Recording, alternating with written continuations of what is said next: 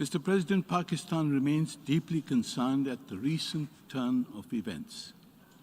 This reflects a failure of diplomacy.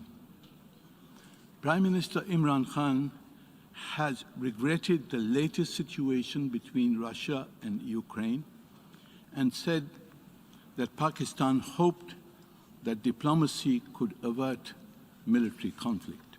We have since repeatedly stressed the need for de-escalation, renewed negotiations, sustained dialogue, and continuous diplomacy. All efforts must be made to avoid further escalation of violence and loss of life, as well as military, political, and economic tensions, which can pose an unprecedented threat to international peace and security and global economic stability. As consistently underlined by Prime Minister Imran Khan, the developing countries are hit the hardest economically by conflict anywhere.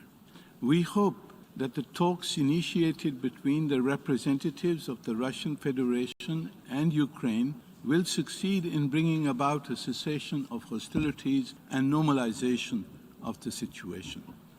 A diplomatic solution in accordance with relevant multilateral agreements, international law, and the provisions of the UN Charter is indispensable.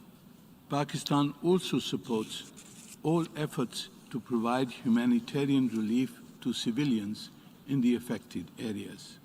The government of Pakistan is most concerned about the safety and welfare of Pakistani citizens and students in Ukraine.